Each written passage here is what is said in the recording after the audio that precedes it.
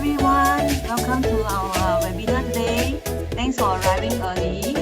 So you can actually get yourself maybe a drink, and maybe if you want to take notes or you want to take pictures of our slides later, make sure your headphone is charged, okay?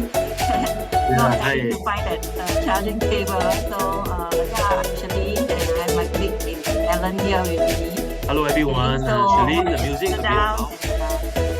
Charlene, the music a bit loud. Yes, thank you. Hi everyone. Hello. Okay, good. Thank you.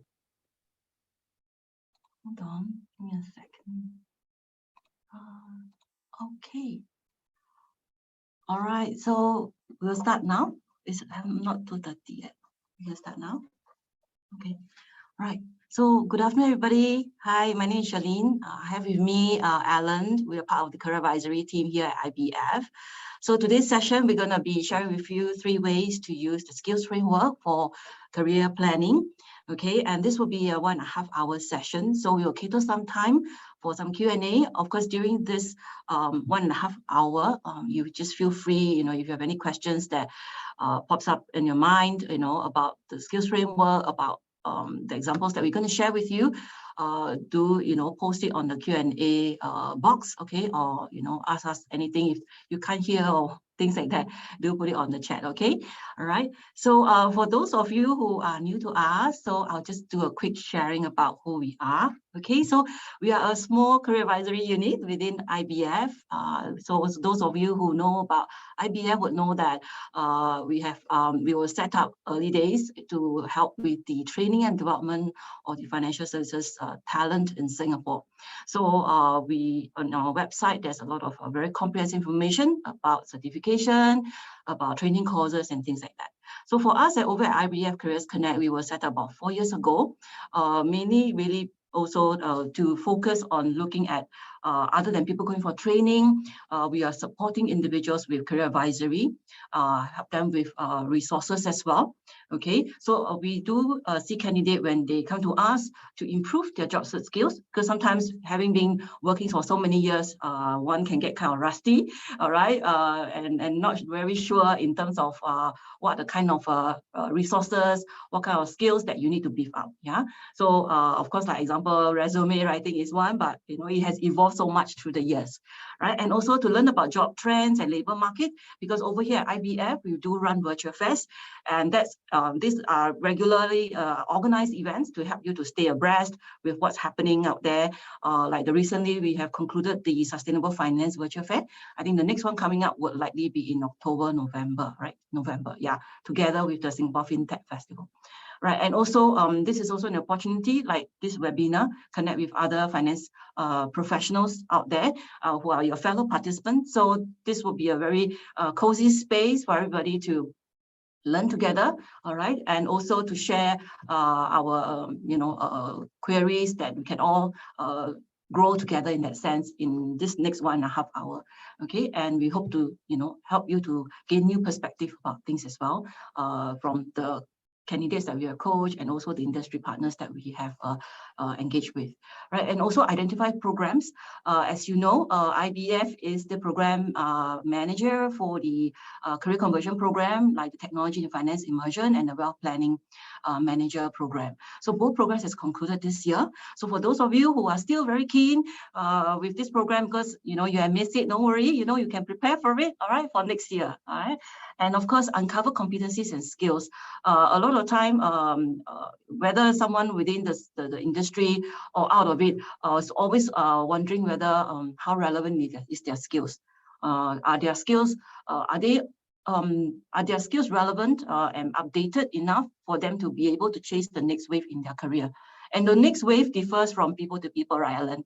So today we actually, because of the many coaching conversations that we have with many candidates, myself, Alan, and our fellow career advisors here, Lionel, Eileen, and Adrian, okay, they're all here today, giving full support and making this a really conducive and also cozy session. Everybody here share our learnings together, okay? So it's really because every information, every career advisors, whether you see from LinkedIn or from Google search, right? There's a lot of information telling you where to go in your career, but you are the one who is the driver in your career. So how do you decide where do you want to move next? Okay, and also whether or not your skills and your experience are relevant. And of course, to make a successful transition, having the right skills is not just the only element necessary for you to put it in place, right, in your own toolbox, right, Alan? So what are your thoughts, Alan, actually, like when you engage your candidates in their career transition? So what were some of their positive traits you think, some quick tips for our candidates here for them to be successful in their career transition? Thanks, Shirlene. I think that's a very good question that I always get to hear when I speak to job seekers or people who are looking for a career transition. I think when we talk about career transition, you're looking at someone who probably would like to find a new job, or someone who looking into changing a job, or even advance the career into a next level. I think that this is very important. I think the first fundamental thing to do is to understand, what are the areas of your skills sets and what are the emergent skills that is available in the market that you can actually learn and equip yourself better so that you can, be more relevant, especially in the financial services. So Yeah. as what we have done today, we are doing today is a skill framework. I think it's very important, interesting subjects. I think this is the first time we are doing it, but I think we hope to open all your insights and give you more informations and help you to guide you along using the skill framework. All right, Yeah, thanks, Charlene. totally agree with you, Alan. Really, it's depending on which juncture you're at, and to make the career transitions a smooth one, you need to be prepared, right? Like a soldier going to war, right? Of course, you're not going to a career war, yeah. We hope not, right? But you need to be equipped with the right skill sets, because you need to have the awareness of That's what right. is in demand in the industry. So having the skills is not just the only thing. Other elements, like I mentioned, of course, you need to know what is the pulses in the industry. Okay, really pulses meaning that what are the trends? Like example, have you participated in the recent IBF Virtual Fair in Sustainable Finance? Do you know what's that happening? It may be a new space, but are you in tune with what's happening, right? And then also in terms of what are the jobs requirements out there? You know, what is that top software tool skills that they need? What is that foundational knowledge that is required for you to plug the gap? Right? If you were to go to an interview and the person asks you, the interviewer or the HR asks you, so why do you want to go into sustainable finance, or why do you want to come into financial services sector or private banking and so on, right? How are you going to answer the question? Right. So being working in where you are right now, or maybe you're coming into this sector, at least you want to sound more polished, well informed, all right, and not just trying to say, oh, because it pays well. Oh, that is a good motivator, because some people are really very driven by money. Okay, and of course, finally, today's session we will also be looking at, hey, you know, so we have shared so much with you. So are you ready for that next step? Okay, and we hope that this will help you to speed up in the sense of looking at your own career planning. All right, whether you're gonna, after this session, you're gonna be talking to us or talking to your own team lead supervisors and so on. All right, at least you have something that you can work on your own. Okay, that's really the whole essence, really, at the end of the session, to empower you, to help you to quickly grab some quick information on the skills framework or anything that anything else that you can add to your existing career toolbox. Okay. Right, so these are the areas that we're going to touch on. Okay, so for those of you who probably are new to skills framework, okay, so this skills framework actually is a newly involved kind of a framework. There's an earlier version, but for IBF, we actually unveiled this skills framework for financial services sector in 2019 September. So the purpose of this is really to try to put together this very vast sector for you to be able to navigate and find your way around. It's a little bit trying to fit that purpose of a career compass, but this is in the form of like a map. Okay, and with this map, of course, this is when you first come looking at it, right? I can be quite sure you probably will find it kind of lost. So today we're going to simplify it, okay, and give you some example so that you can try on your own. Okay, after that. But of course, if again, like I mentioned, if you still feel quite lost, don't worry, you know, you can email to us and request an appointment, we'll guide you through. All right, so why is this a framework really just for training managers, or for your management to actually look at planning for your next training, right? Yes, it is a guide from that perspective, but it's also helping you for where you also be able to assess yourself, check your own career compass, or where you are at in terms of your skills, okay?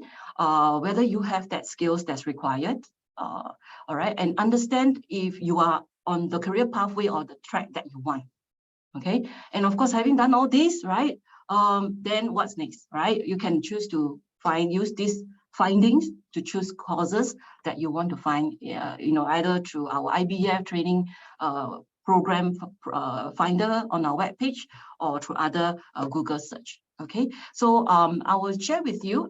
So those of you, you know, who are new to this, I'll share you this video. All right, I'll start share here first. Okay, I'll show you this video about the skills framework so that you can have a quick sense in terms of what is it about. Okay.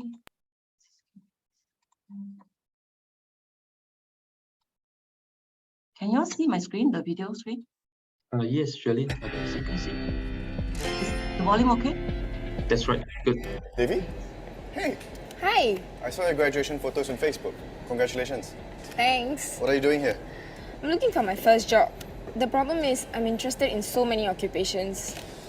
I'm just unsure which one will suit me. I understand. It's quite a big decision to make, so you want to make sure it's the right one. Hey, hello, Davy. Hi, Mr. Koh. What are you doing here? I'm here to pick up my children from their art class. Hey, your father told me that you've just graduated. How's your job search? It is okay, but I'm having trouble deciding. Oh, this may help. I attended a talk today and they spoke about the skills framework. Oh, what is it? The skills framework is developed for the Singapore workforce. It has occupation and skills descriptions so you can understand the nature of the occupations within an industry. There are also career progression pathways to show how a person moves up or across jobs. And there's sector and employment information to help you understand how the sector is organized as well as the prospects for that sector.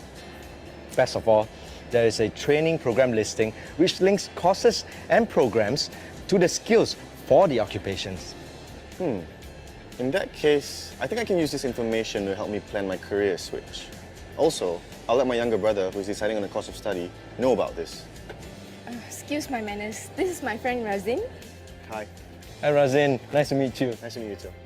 Yeah, I was in your shoes and wish there was some form of help. With the skills framework, now there is. Recently, I've been tasked to lead a team in my department. My manager has been mentoring me, but I want to do more myself. So I've decided to take the initiative and search for suitable training programs to prepare myself for the new role. I looked up the skills framework and realized there are so many other programs which are useful for my career development. I guess it's never too late to start your own lifelong learning. Oh, that's true. My elder sister has been telling me that as well. She's working in a fast-paced industry and has to go for training frequently to update her skills. I couldn't agree more. The world is changing so quickly. You just have to keep learning. Well, I better be off to pick up my children.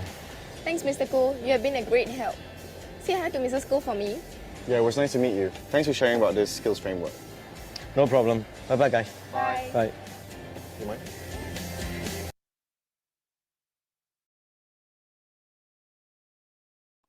Okay, I hope you enjoy the video and it gives you a good introduction in terms of how this skills framework could be useful regardless of actually which juncture you are at in terms of your career.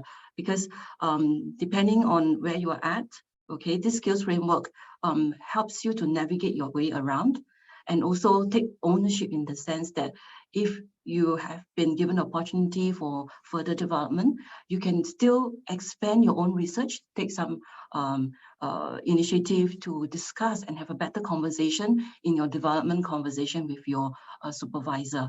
Because what's more rewarding really is that when the supervisor can see that you're not just waiting for the organization to dish down what are the courses that you need to take, but really it's about what also that vested interest that you have in your own development. So it becomes a partnership that you have with your firm in terms of the development plans that you have. Yeah. All right, give me a second. Okay, can you see my slides? Yes, Shirley, good. Okay, Anna, just give me a second. Okay, great. All right, so next I will zoom in on really specifically to the skills framework for the financial services sector. As I shared earlier on, right, it's a very, very big framework. So it is can be a little bit confusing if you're not sure where to zoom in on.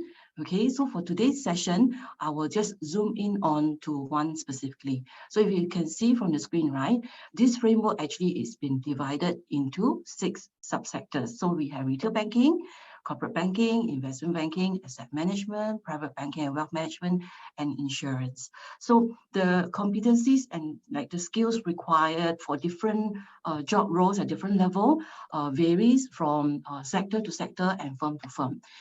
This framework is actually set out to provide you with like an industry-wide kind of guide Of course, you need to also check back within your own firm if your own firm has their own development map as well for you. So that's where you actually can cross-check in that sense. Okay. So next is actually showing you in terms of the career tracks available, say in retail banking. Okay, the tracks on the left side, you can see that it's been broken down into, like, example, sales, okay, trading execution, product solutioning, operations, digital and data analytics, and risk and compliance. So for these tracks, right, this is based on and agreed by the industry stakeholders together with the government, like together IBF, MES, you know, and industry partners that work together with us to create this map. Okay, so these tracks are being identified, and of course, you know, depending on firm, not exactly like exactly the same like maybe what you see in your organization, but broadly it's representative of how the different career tracks are being organized. Okay, so with this example on retail banking, all right, specifically on sales, after sales, this track on RM, okay, you can notice that actually it covers from the customer service officer type, from the very front-facing kind of teller, okay, to the RM, as well as to those who are looking at like channel sales and so on. Okay, so for today's session, I actually shared with you on this, which is the RM side, the ARM, how it progressed up to RM and RM director level. Okay. Okay, so this is the career pathways, as I shared. Okay, this is actually where it shows you that how you can plan out your own career progression in terms of at the very beginning here, at the bottom here, where the assistant RM is, relationship manager. Usually, if you've been scanning through job postings and all that, at this level, the experience is about required experience about 0 to 2 years. Okay, so depending on firm, sometimes they actually require you to have some experience.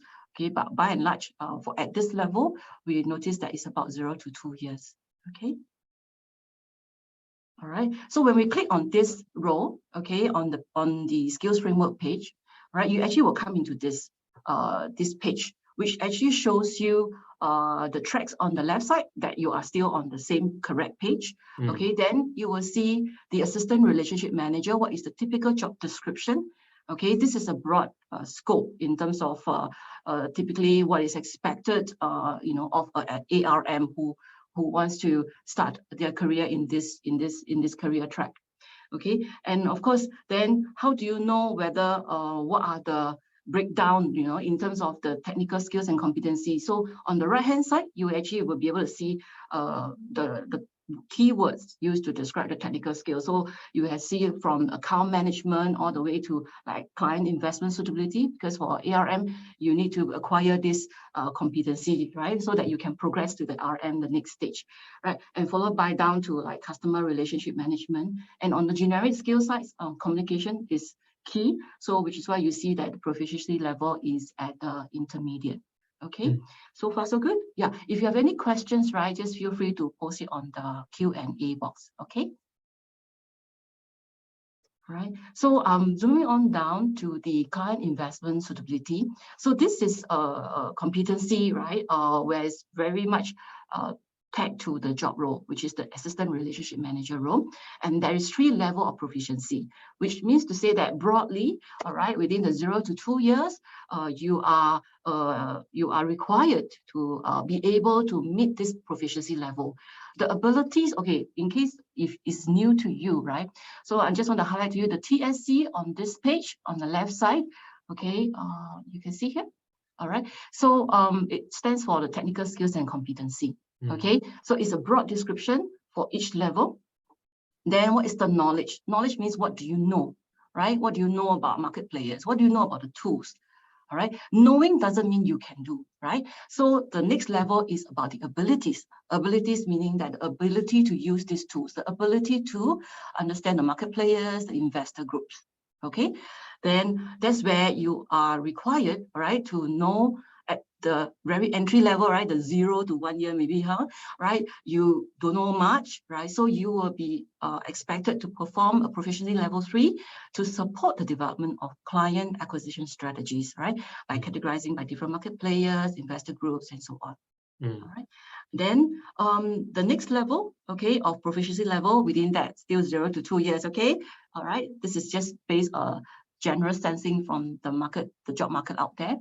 All right. The next level is really about design client acquisition strategies.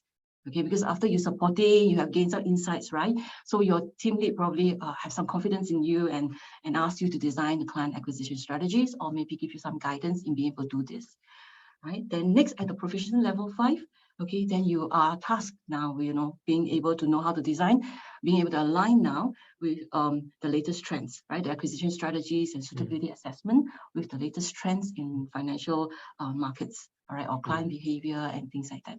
Okay, so in terms of the range of application, like you notice the range of financial services products below, okay, do not be alarmed, okay? So these are really just a range just for information, because depending on the firm you are with and the kind of products that you're exposed to, okay? I know that in retail banking, in certain banks, right, I think the RM, the wealth planning manager, are expected to know about insurance product, okay, other than the retail banking products, right, Alan?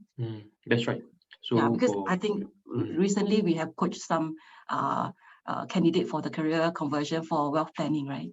Yeah, that's right. So let's say for the proficiency level 3 is where you started with some knowledge, but there are the essentials knowledge and abilities and skills that is required to function the job. As you grow higher to level 4, level 5, that will be gaining the expertise in the particular role. Yeah, so I think if you look at this proficiency level, see it as like being able to build up your capabilities, all right, and your abilities to be a more independent team player. That's right. Yeah, in this role. Okay, so maybe we can share with you another example on the other competency, which is the client customer acquisition management. Yeah, correct. Because when you look at the knowledge required, right, like customer acquisition plan. So usually when you first started, it's basically you have leads given by your RM, right, to ask you to do follow-ups so that you get to know your customer base. Right, to build your confidence, your communication skills, your rapport building skills, right? How you get to know your clients, risk appetite example through, making friends with them, right? Then at the next level, as you get more comfortable engaging the clients, right? You go to level 4, right? Customer acquisition strategies. That's where you are more confident, you are able to do research on the clients, insights, behaviors, and prepare better materials to help your RM to make the proposal to the clients. Right? And of course, at the highest level, that's where you are very much more independent already. All right, your RM probably do not need to give you a lot of instructions. All right, you would know how to evaluate the techniques. All right, be able to quickly grasp in terms of what is required in the proposals to help your RM to be able to pitch to the client. Yeah, so this will be things that you are able to do, when you have reached to that proficiency level 5. That's right. Do you have anything to add on, Alan, on this? I just want to share that all these are skill based, not role based. It doesn't means that when you are in an ARM role, you acquire these skills, and this skills is always with the ARM role. You can move across another role which require this skill. So when you equip yourself with proficiency level 5, you could be a manager in another role across it, or you could actually progress upwards in a similar capacity. Yeah, indeed. And it varies from firm to firm, right? If some firms, perhaps at the proficiency level 5, you're already an RM. But in certain firms, you because of the profile of the clients that you handle, perhaps, I'm not sure, but we do see this kind of scenarios come up where someone who is at proficiency level 5, they play the role of RM in another firm. That's so right. It really depends on the client profile. Okay. Okay. Yeah. Great. So we're going to now next cover about the 3 ways to use the skills framework. So far, I just thought to take a pause here before we go into the 3 ways, which is really the essence of what we're going to share today. Any questions about the skills framework, everybody? Any questions? Feel free to put it into the Q&A box. Yeah. Is this something, maybe can I get a sense in terms of in the chat box? Is this something that is this your first time looking at the skills framework? Or anything that that you do not know of, and the sharing today actually help you to look at it differently? Like maybe you do not know that there's this career tracks or pathway available. Put a yes if it's the first time. Let us have some sensing from the group.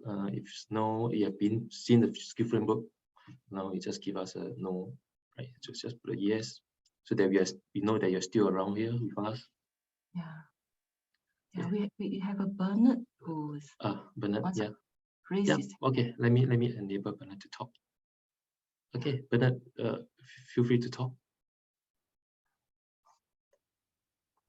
Hey Bernard, you can speak. You raise your hand.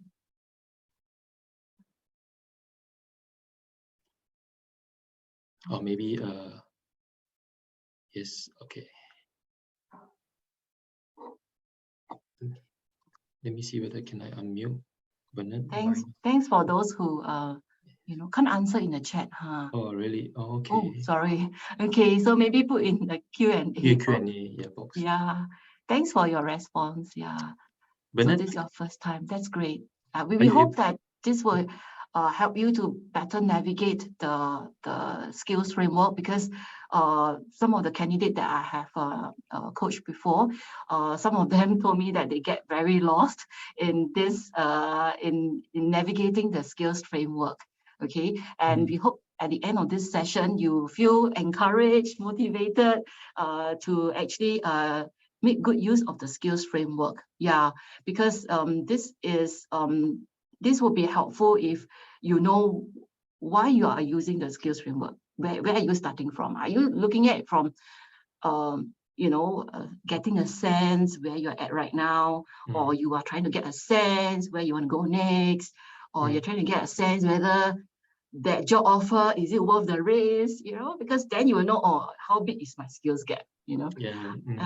Get a stab on it, right? Yeah, so we have a couple of them who mentioned yes, this is the first time they have seen this one, and we also yes, Bernard did put in the chat that he was lost before, and this is very helpful. All right. Great. Yeah. Any questions so far about the different parts that that I have gone through? Yeah, I'm aware that I can be quite fast, so yeah, feel free to ask me questions so that I can pause for you. I think it's good. I think so far there's no other questions. Yeah. So I think we do That's get the great. sensing that this is something going to be very helpful for you. Yes. Let's look into the 3 ways how can we use the skill framework Correct. to help you. Great. Thanks. So so in terms of this skills framework, really depending on which juncture of the career you're at. So we actually thought that it'd be interesting to share some of these profiles that that I have come across. Of course, I've anonymized them, really like blind the resume. So if you're very sharp, you probably think that, hey, this part seems doesn't quite right fit. Okay, it's do it on purpose, okay, because we need to protect the identity of our candidate, right? So today we're going to just share with you, first of all, really, how do you take a step in assessing yourself, a skills analysis for yourself. So we have someone who actually has been working her way up to customer service senior executive in the insurance industry. Okay, this person actually, when I met her, lots of emotion came up, because she was really quite amazed with herself, being in this space and working her way up, someone from very humble beginnings, right? And she wasn't very sure, because going from firm to firm in the insurance industry, sometimes you do not really get that kind of competency map or skills map, right? Or within the firm may not have something like that available. So we use it to help her to claim back and to recognize herself for the amazing skills that she has picked up over the years. Okay, and the next profile that we have is someone also in the banking space, right?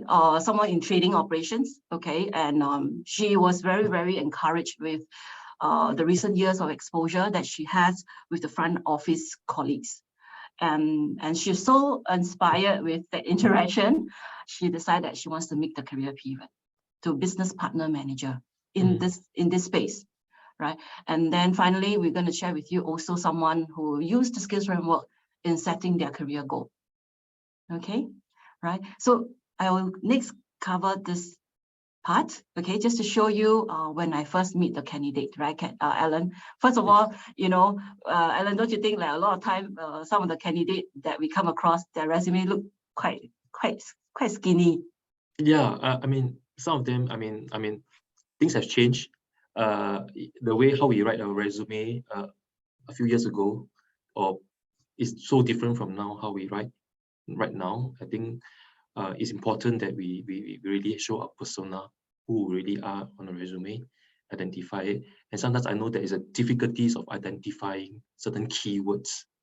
So I think this is very, very interesting that we can use this skill framework to identify some keywords. Yes, I think when I met the candidate, right, I mean, when she tells me about her work experience, she can go at length with me, you know, endlessly. Yeah, and a lot of achievement moments and also some hard moments, yeah, you know, and so but she couldn't actually quite put them in her resume. I see. Yeah, so I used the skills framework across a few sessions to help her to recognize and to remember what are the competencies that actually she has acquired, but she can't remember. And it's very common because we are so committed to our job. Yeah, we're so committed 100% every day, giving her best, making sure that she maintained the highest standard in terms of customers' inquiries, different platforms that she has to use to make sure that it's a seamless service delivery process, uphold the highest service excellence, maintain, overcome any service challenges that she has faced in her job, from the very nice ones to the very challenging ones, clients' complaints. Sometimes in her space, she also have to sell products, right? So we have highlighted over here to share with you on the left side of the screen, which is the technical skills and competencies. So you notice these descriptor words are pretty broad, but it gives a very good indicator in terms of how do you expand from there. Because if you are doing the work, you would recognize with this key competencies words. Yeah. And from there, we zoom in straight down, for example, the customer experience management. How do we expand the keywords in the resume? So we look at, like example, under the TSC, you're really giving us a clue, right? That the candidate need to put in information about the various platforms that she used to engage the customers. All right. The methods. It's one thing to know about the methods. For example, anyone can go, for example, a course to learn how to use XX phone system or a B2B software system, correct? But to be able to use it and to synthesize it with actual work experience, that's where the abilities comes up, the confidence comes up, the service excellent quality that you're able to bring out. You're being able to uphold, like maybe 0% complaint for all the customers that you have handled. Okay, so that's where we build up. Okay, and of course, depending on the role of, I'm showing this just as an example. My candidate, of course, is a senior customer service executive, so she would have reached that higher level. So what I highlighted here, like proficiency level 2 and 3. At level 3, you would see that actually, this person should be able to apply conflict resolution techniques. And there are various different techniques and different scenarios to apply that. Okay, or in terms of whether it's a product that insurance product that they need to claim things and stuff like that. And what if the claim is not what the client expected? Then how do you manage that conflict? right? And contribute ideas and responses to the customers. Example, if it's an insurance renewal time, the customer call, I noticed that my policy is up for renewal, but my agent has resigned and I cannot find a guy who is, who took over him, so can you help me? So that's where a senior customer service executive would have that confidence to at least make some recommendation and to be able to handle this, right, Alan? That's right. What's your experience like? I mean, you previously also in this space. What were your observations? Do you think these proficiency levels are something that would be of relevance and practical use for someone who's doing up his or her resume? I think it's very, very good, and it's I mean, it has all the keywords. Yeah, so as someone who has been in a customer service officer before, we can be so much into the work, and we've been doing to meet our deadlines for our performance. Sometimes we may not even have the idea, what are the skills that we are actually putting into use. Although there are some skills that we can recognize, but there are actually more than the skills that you can recognize when you start to look at the framework. You say, oh, this is the skills that actually I've been doing it. How come I didn't put it into my resume? Yeah. So I think this is a very good presentation of the skills. I know this is just a very broad, generic skills. Not every customer service officer will use every skills here, but it's for you to have an awareness, that the skills that you may have listed up in your resume. Yeah. Yeah, I totally agree with you, Alan. Really, it's about raising the awareness and really remember that all these skills that you have picked up over the years, how you have deepened your skill sets through the years of going through handling more and more challenging customers. Okay, I mean, that's what a customer service professional takes pride in.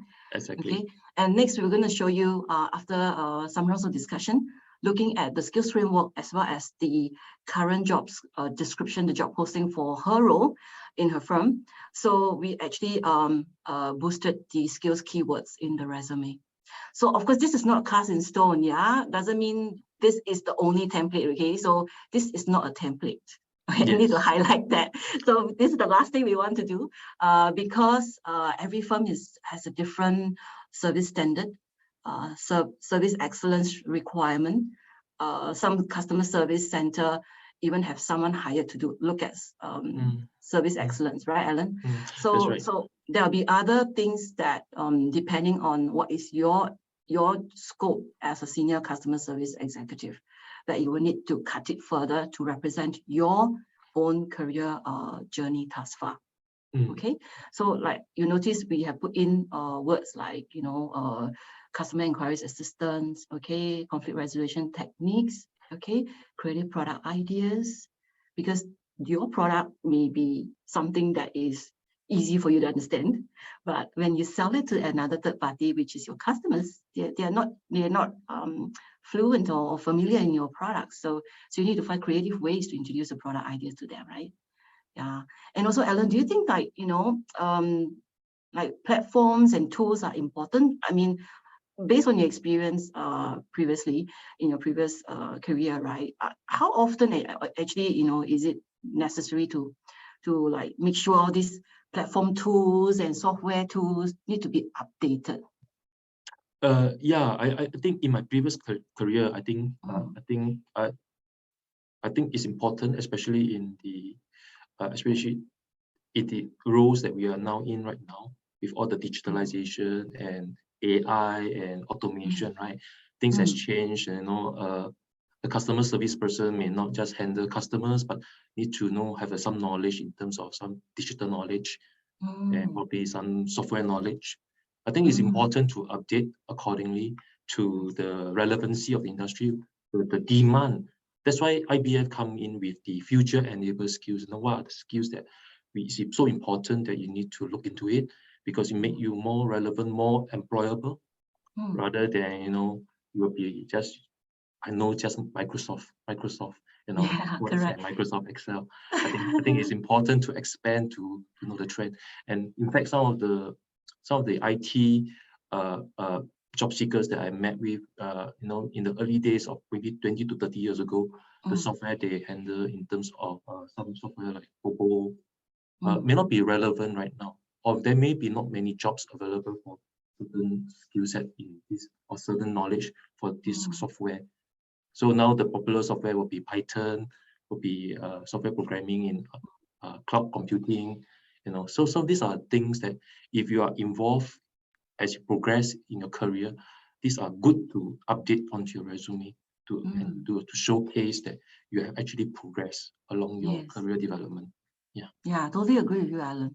But I think, do you think, you're talking about Mm. future enabled skills, right? Do you think for people in customer service space, right, say in the financial services space, is it good to have like data analysis skills? Because this has been a very commonly cited future enabled skills, right?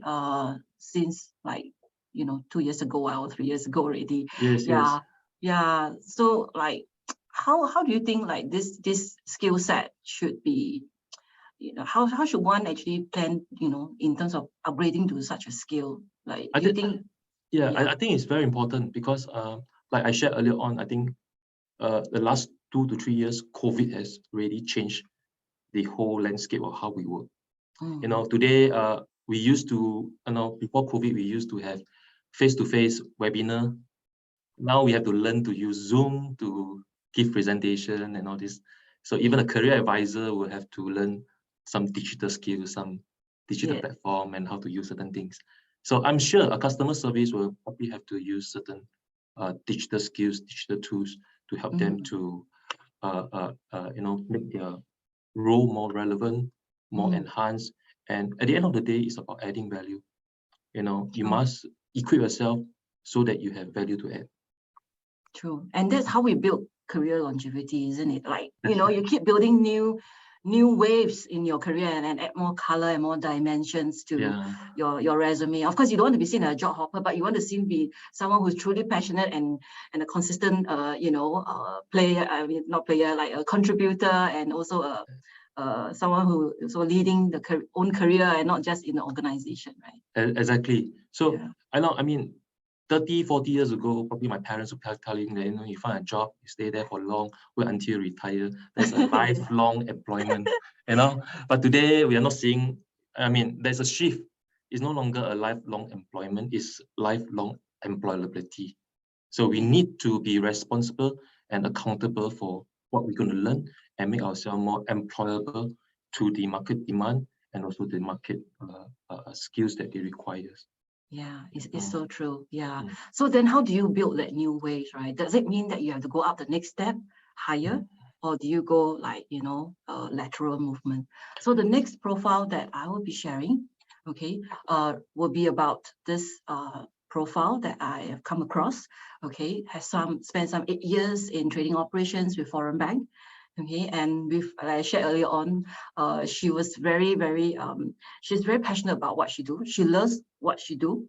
Okay, but I think over the years, where she had exposure as she progressed in her career in trading ops, right? As you get more competent, your boss give you more responsibility. And when she got the opportunity to engage and to work in projects, cross-functional team projects with the front desk colleagues, from the RMs to the client service manager and all that, she became very interested in that work. And but because someone who has always been in this trading operations, dealing with risk management and all that, right? There's certain shifts that she will need to take, right? Before you could move smoothly into a business partner kind of manager role. Correct, Alan? That's right. Yeah, because when you are all along being in this risk management space, looking at P&L, trading rates, and working with the Asia desk, trading desk, and all that, you're just very focused on looking at where the risk, what about the people aspect? So you need to convince, right, from state A. I remember one of those episodes, I'm not sure any of you are a Spider-Man fan, cannot remember which Spider-Man movie, right? There's one version where the Spider-Man have a black suit on him, right? Yes, Venom. Yeah, correct. So of course, I wouldn't say that, you're wearing, this candidate is wearing a black suit, but you are trying to take off that suit and try to get a new one. New one, that's right. Right. So how do you how do you make that shift, that transition? You know, this is not something that can be done straight away, like, oh, you know, I'm tired of doing trading operations already. You know, I want to go to people engagement work. I want to be a business partner.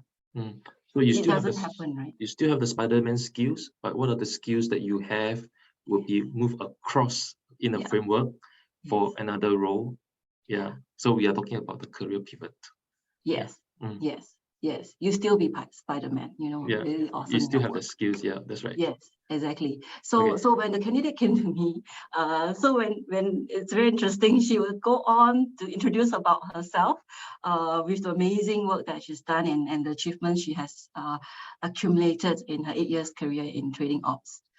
But it wasn't centric on the direction that she wants to take, which is the business manager side, the people orientation. Okay? Let's look at the Let's look at the next one. Okay.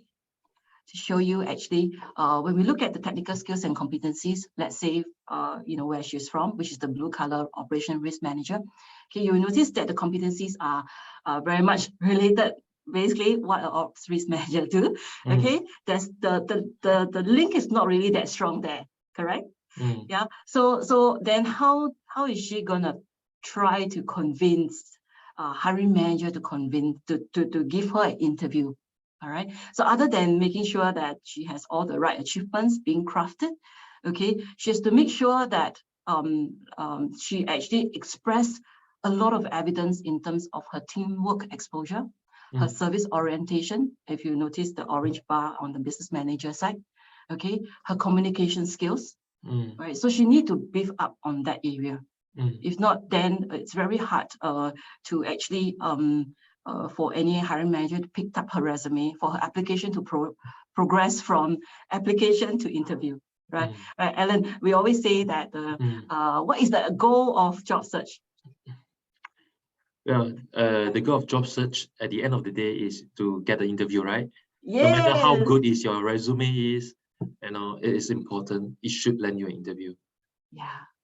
So we start with what's most immediate goal, right, in our job search, is to make sure that the document that we have prepared is something that the receiving end is able to relate with what you're saying in your resume. Okay. All right. So I'd like to show you here, really drilling down into what does it mean, you know, other than the broad descriptors on the competencies, keywords, right? What it means at the proficiency level. Okay, so for ops risk manager, it would be very common for this person to always be involved with a lot of internal, external influencing factors, whether it's implementing a new trading system for the other region, okay, or implementing procedures to inform employee of risk. Okay, procedures could be on top of implementing the systems. What else? You know, what do they need to take note of in their processes? Okay, these are good competencies that this person have, and of course at the higher level, this operation risk manager is able to communicate. Right, the communication skill is important because early on, if you recall, right, I actually highlighted the communication skills. So the ability to communicate, and that's why we take reference from here in terms of preparing a list of related achievements, highlights to show her communication capability. That's right. And what Charlene has just mentioned and showed is that being an operational risk manager, we know we have certain competencies, certain skill sets. I mean, if I desire to be a business manager, and what she has helped us to identify is from the proficiency level, what are the transferable skills that matches the personal, the business manager. Exactly. So that's the highlight, the underline is represent the transferable skills. So that from this, you are able to be clear, and the hiring managers is also able to see, you know, that the how value you bring, right? That's right. Yeah. Yeah. Because if you are not able to express the value you bring, then you can put in a lot of words describing about your operation risk expertise. Exactly. It's all lost. It's just words. It's just words. Nothing like the keyword doesn't stand out. Doesn't pop up, you see. Correct. It's a bit like looking at these PowerPoint slides, right? You'll be able to see those color, words better than those that's like the descriptors for the proficiency level 4, 5, you know, in this PowerPoint slide. Okay, so after some coaching conversations, and also the candidate actually works through the resume and also preparing for interviews. In fact, she got interviews after working a few rounds. But of course, this is, I just want to highlight again, yeah, this is really just the top part. The full resume, of course, there's other sections like your career history and your other achievements and all that. Is a whole package, okay? It's a whole strategy of its own. And I like to always say that the resume is a whole strategy, and within each section, it need to be purposefully stitched together to form a holistic story. Because if you were to state your career summary and your skill sets, but then your achievement is not aligned, it kind of lost all the efforts that you make. Okay, so this is actually the after. Okay, after some conversation, we actually improved, enhanced it, and the candidate take reference from the career summary to prepare for her interview. Because one thing I observed with this candidate is that when we first started, it was very trading ops centric, not very business partner manager potential. So we add this in, and after a few rounds, she practiced on her own, and I practiced with her. So then she became more smooth in introducing herself. Yes. Yeah. So, and then there are other keywords as well in terms of the skill sets that she has. So that first of all, the business manager the hiring manager who is interviewing her would know that the kind of instruments that she's exposed to, right? What are the kind of projects like system migration, which actually, if you recall the earlier slides, talk about gap analysis, right? So you need to spot the gap so that you make sure your system migration and rollout is smooth, right? Regulatory management reporting, it shows about your ability to communicate with senior management, right? Effective communication with RMs is just to show her exposure with these different teams within the firm, okay? And also, I think her exposure with FSDAS as well. Okay, right. So we have shared quite a fair bit. Perhaps maybe we can take a pause here before we go on to the final profile. Can Lisa or someone help me to run the poll? Yeah, so we have shared quite a fair bit, and we would like to actually invite you to help us do a short survey. It's really with the purpose so that we can create more meaningful content and webinars such as these or the others shared by my other colleagues like Eileen, Lionel, and Adrian. All right, we can show some of the topics that is refreshing for you, so that we can shape the new offerings that we have for the next few months or next year. Yeah. So while we wait for them to take some polls, just to highlight that, you know, this has this candidate found the job that she wants, Shirley?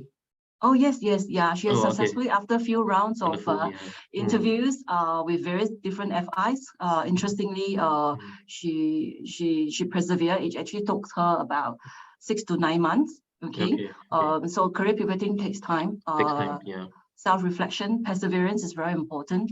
Because her job itself at her ex-firm in trading ops is very intense as well. You know, sometimes you get colleague on leave. You know, you need to be able to put aside time to prepare for your own career pivot. So she eventually successfully got a job as a business partner manager. Okay, good. So I think it's important. I mean, for this skill framework that we want to show you how to pivot in the career and how you can actually edit or refine your resume to the particular role, is to help you to, you know, to identify the transferable skill, so that, you know, it make more relevant for the hiring managers to pick a resume, you know. But again, it's still very much in terms of opportunities itself. So one observation maybe I can share is that in her interviews that she has gone for business partner manager, it depends also a lot on the hiring manager background. Because some business hiring manager, example, if were to come from RM, very specific RM, then they will think that, no, this candidate cannot. Because they only see that it's very important to have those some of the RM traits. Okay, then there are another type of hiring manager who has gone through different rounds of pivoting within the firm, so they are more open. So do we know which firm hiring manager? Well, because you know, it really varies from firm to firm, and also the capacity you know, that the firm has to look at the professionals from the operation sides to the front desk side kind of thing. So it really varies. It is possible. It's just that it's not like an immediate thing. Like, you know, I want to change now, so it must happen in, you know, in the next 1 to 3 months kind of thing. Okay. All right. We do have a question. I think Okay. someone mentioned that, you know, they may not be you know, having identified the relevant skill, there may not be training provider for that proficiency level, for example. And then the other challenge could be if, let's say, the supervisor does not support or the company doesn't support in terms of the funding, and there's no such course, of course, there's no funding for it, then how can they achieve their career pivoting plan? Right. So I think what's your idea? I think if such situation doesn't, you know, there's such elements are not in place, is actually looking at firms who are willing to train you in this area. Basically, that firms that is going into this space, while they may be looking for someone junior, doesn't require that deep technical knowledge that you are looking at. You may want to consider that, or if not, look at contract jobs. If this is really a field that you are very passionate about. Like example, we have quite a lot of candidates who are coming to us, you know, aspiring the CCP, the Technology and Finance Immersion Program candidates, right? So some of them say, oh, you know, this is the only way. Then what if I'm not selected? Then how do I continue, you know, with my mission to gain entry into a data analyst role in the banking space, right? So one of our recruiter, Jeline, you know, who is always our regular supporter, you know, she always tells that also that you can consider contract jobs. Yeah, I think it's good that we look in options. Training is one thing. Important things. If, let's say, unfortunately, there is no training providers, there's no such course available. We probably can take some of the, you know, contract jobs or get some basic, at the beginner level, or we can even look into areas where we can do some get into a community, learn some skill sets within that community, some work, maybe that's right. some work in terms of helping us to understand, to help each other to grow. Okay, if you can't get any support from your organization itself for that particular skills, but again, if, let's say, you know, there are no, if you found some skills that is required, and then you know, I mean, if there's some skills that you found but there's no funding, then you probably want to look into some of the probably some Coursera, some online courses or YouTube to understand a little bit about the training or the course that you like to take before you make a full payment to get into the course. You're right, no, Alan. Are you really into that course? Really something speaks to you? If it makes sense, you feel that there's an interest there, then I think, well, then go for the payment, and your motivation will bring you to learn the things. So true, so true. Like I think yesterday I just had a candidate who told me that he was working for a family business and wanted to go into banking, data analytics, but he doesn't have experience. So when I asked him further, why does he want to go into this space, you know, so because, you know, this been featured as top skills, you know, future enabled skills kind of thing. I said, then can you imagine yourself being the day in life of a data analyst? So he said, I'm not sure. And true enough, he said the same thing that you mentioned, you know. So I'm not sure. And I said, then what about taking a course to just get a taster, get yourself oriented first?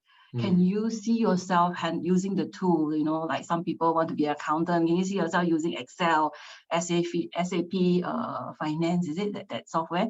You know, so can you see yourself using that tool, being a friend with that tool, getting to use that tool to generate reports, and most of the time you're using these tools to generate you know, meaningful insights for your bosses to make better decisions. Okay, That's good. Okay, And great. we have So- another question. Yeah. Someone would like us to, I think Derek would like us to share about data Mm. and data analytics track Mm. in the private banking and wealth management. Thank you, Derek. I think because due to the time constraint today, we are focusing Yes. on the relationship manager role. Yeah. Yeah, but I think it's good that I mean we have shared with you how to navigate that. So perhaps you can try to explore on your own first. And if Yes. you really feel very lost, you can always, we're going to show our email address and also provide with the QR code. Then you'll be able to navigate from there. Is it okay? Yeah. You can Yeah, even speak to correct. a career advisor after Yeah. this session. We're going to give you a link to Yes. register to see a career advisor. Mm, Yeah, we have another one question before we go to the next slide. yeah. Okay, I think Hui Feng came and say, I came from financial services that most time spent on mixed project management. For example, data analytics in retail products. All right. For me, it's dilemma because for me, it's dilemma what to focus on my next career move, leaving the current company. Okay. Yeah.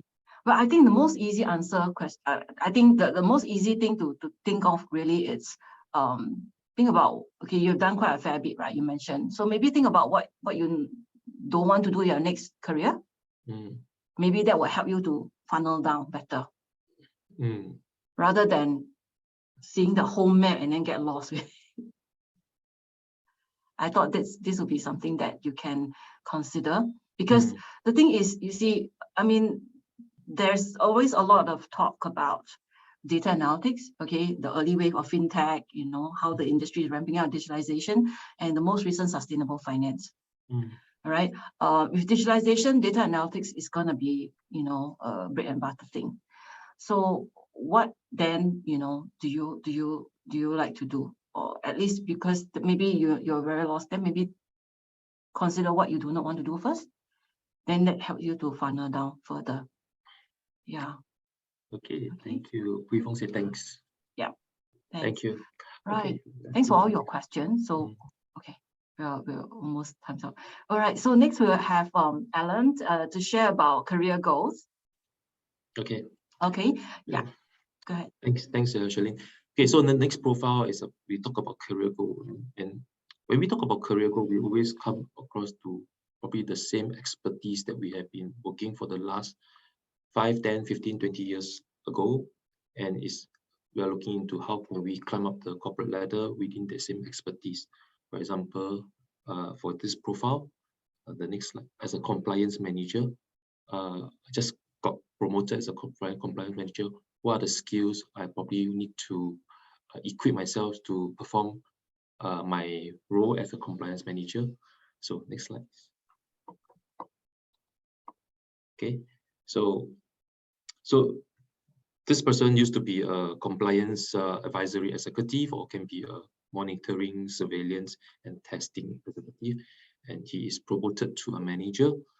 And then probably the question is, you know, what do I require to do my to be the best in this role, and how can what the skills are required, what the training and courses that I may consider to take.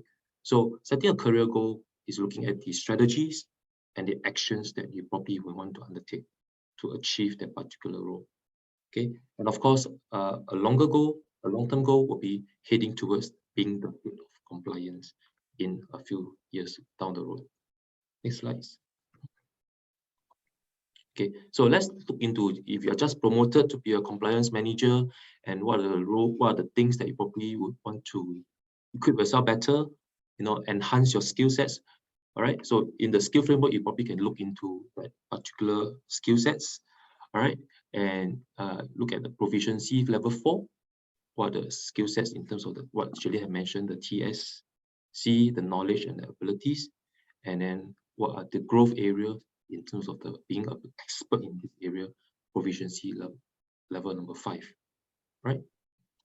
Next slide.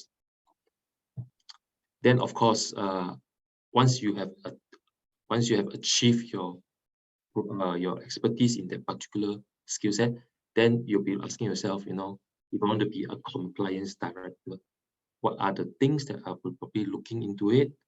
You know, what should I plan myself to achieve that position, to make myself, at least ready for that role, capable, and also have the ability to perform that particular role as a compliance director. So on the manager role, you're probably seeing that monitoring and surveillance, the proficiency level is 5. You're already expert.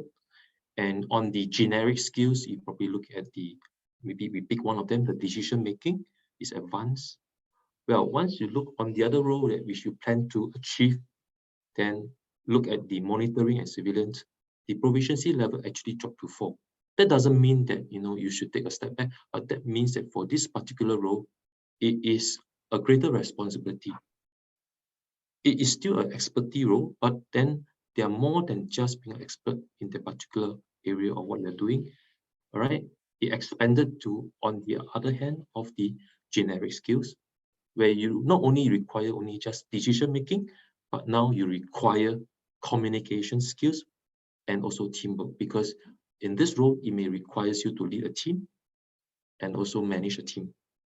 Yeah, it's true, Right. Alan. Yeah, so maybe I can just add on here that even at the manager level, the competencies required of you under the generic skills section may not include the communication and teamwork so much on that. But if you want to pave your own way, as in planting the seeds, right, to reach the compliance director role, you need to start looking at small projects, small opportunities for you to build your teamwork capabilities, your communication skills, your ability to win buy-in from the other teams, whether the RMs, or is it the audit people, or is it the IT department.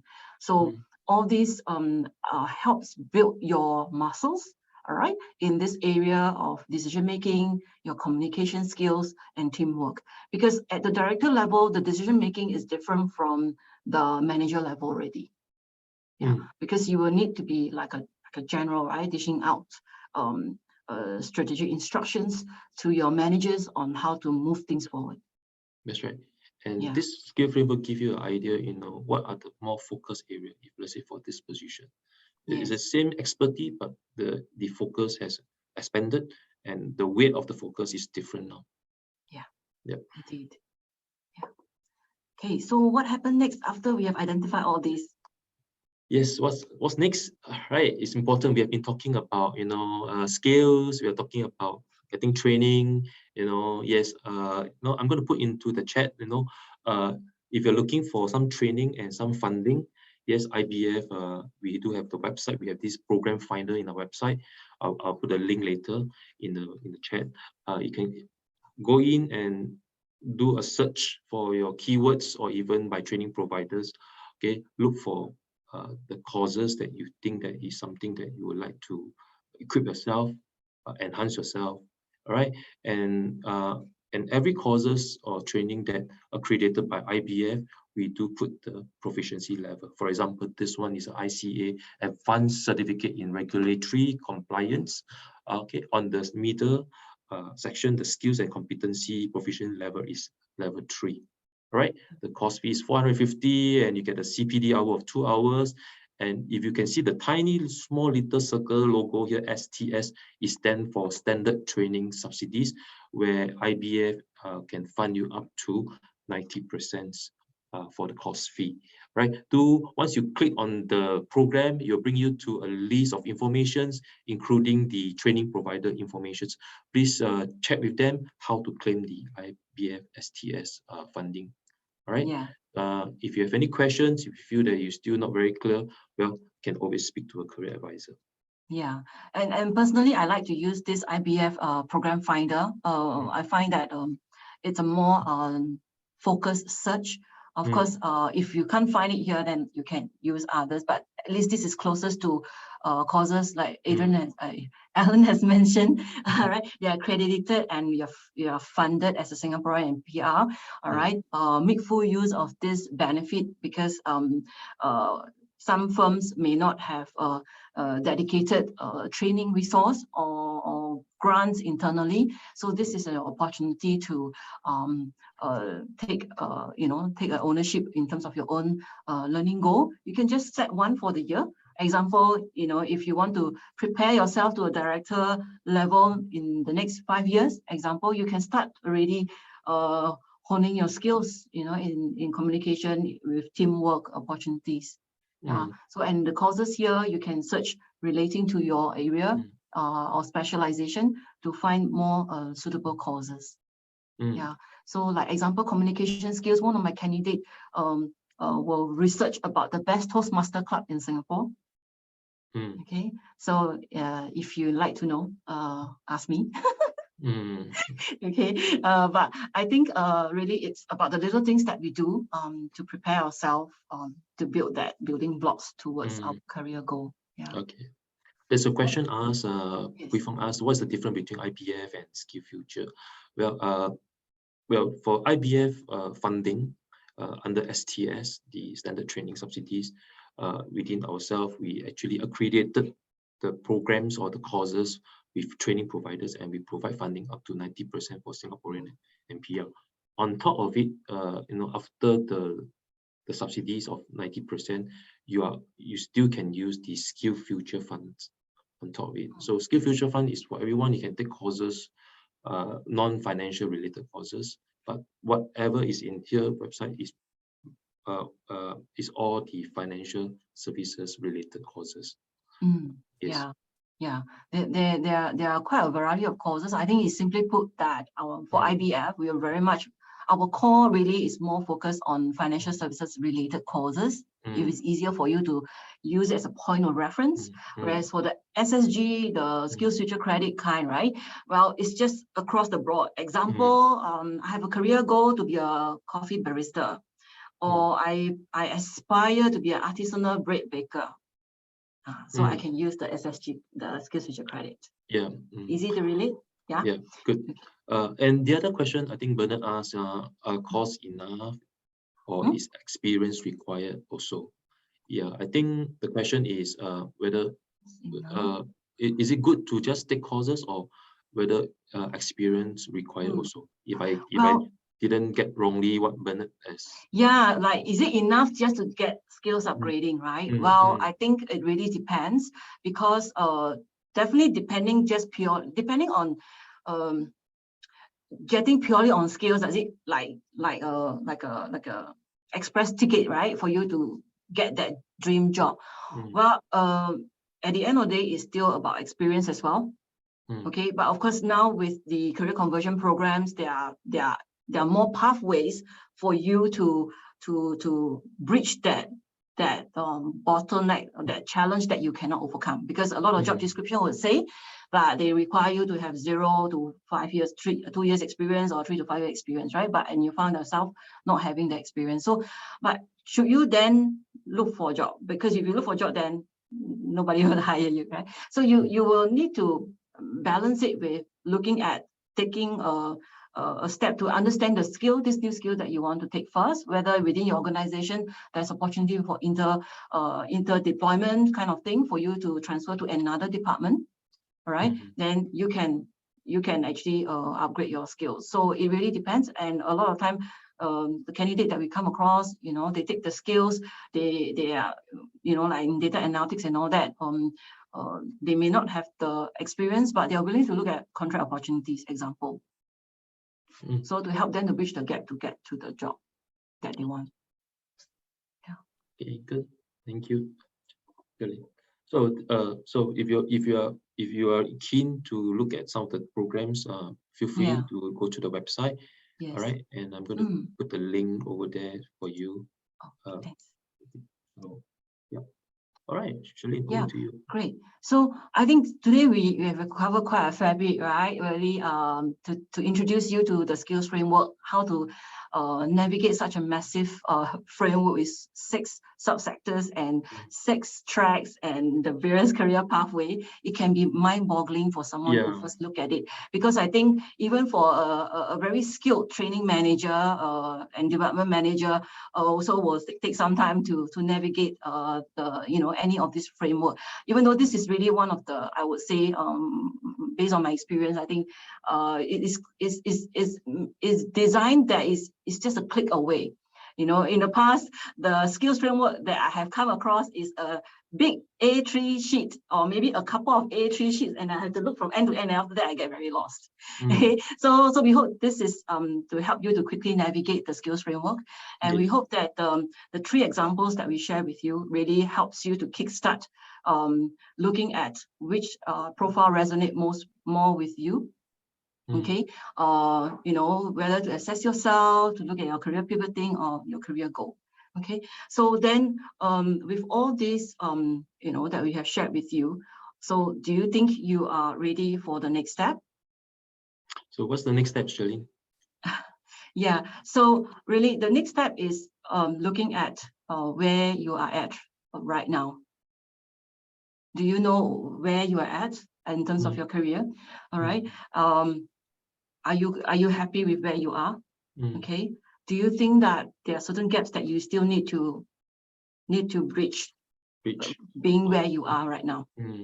Okay, because I think sometimes we may be very happy, you know, doing the operation works for so many years, you know, really, you know, like a fish to water kind of thing. You know how to pick up the signs and how to escalate or so on, right? Yeah, but do you know if there's anything that you need to further bridge, or any skills that you need to refresh, right? Do you know where do you want to aim next for your own career? Because at the end of the day, it is your own career. While the organization will grow and evolve, and as we've seen a lot of banks, a lot of FI going through digital transformation, there are some, you know, retrenchment the past year that we've heard, right, Alan? So then do you want to prepare yourself, you know, for the next wave in your career? So only you know where you are at, what are the gaps, and where do you want to aim. And if you're not too sure, then we want to encourage you to look at taking reference from the skills framework, all right, as a reference point. That's all right. LinkedIn, job portals, Job portals. that's closer to what you have. Yeah. And if I'm still, you know, stuck, or if I'm still, you know, I do all this LinkedIn, job portal and skill, and I'm still stuck, what can I do, Shirley? Well, I think, you know, it's very easy. You know, you can, it depends on within your organization, whether you have an ongoing developmental conversation with your supervisor. All right. In my previous firm, I have such experience before. All right. And we actually do have such kind of dialogue in terms of sharing learning goals and achievements that we want to achieve for the year. All right. To prepare ourselves.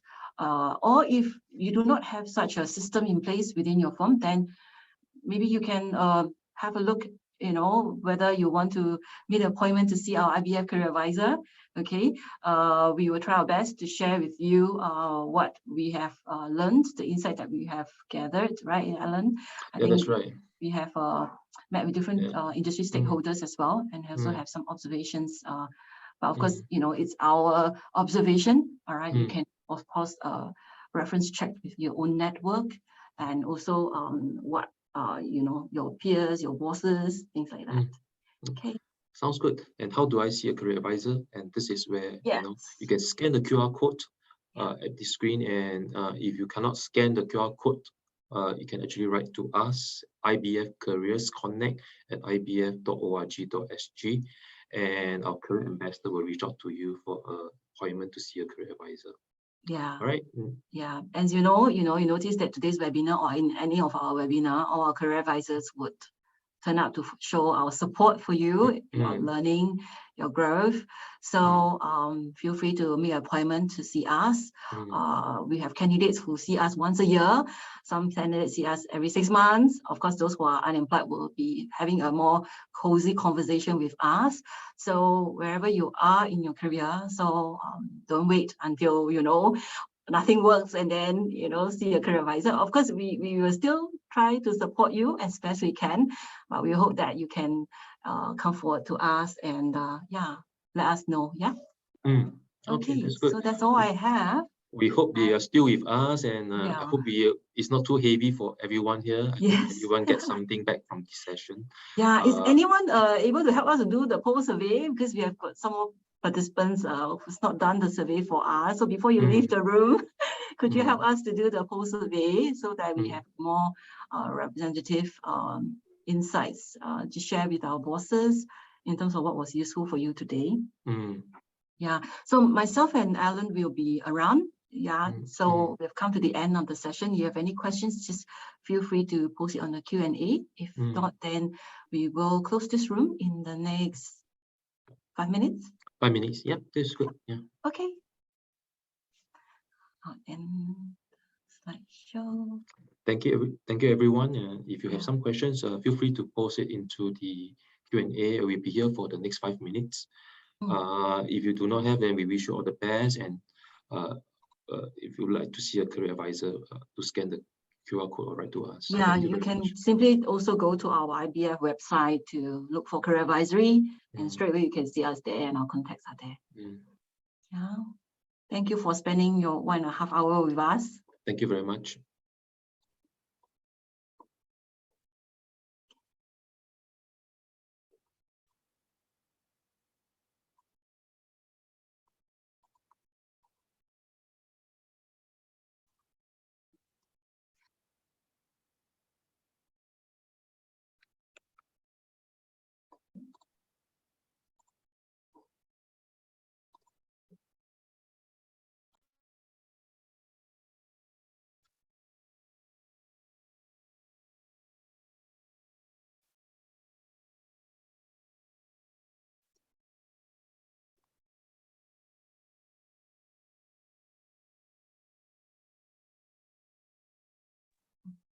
Looks like we don't have any questions. We wait for another 2 minutes, okay? Sure. Yeah, even though we say 5 minutes, but because nobody has any questions, seems like it.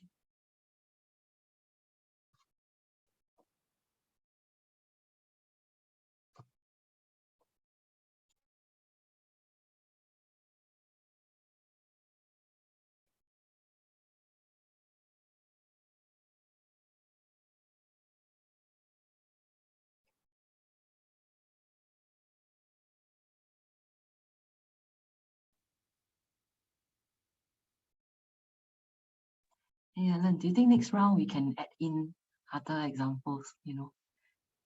I think we can. We can add more examples.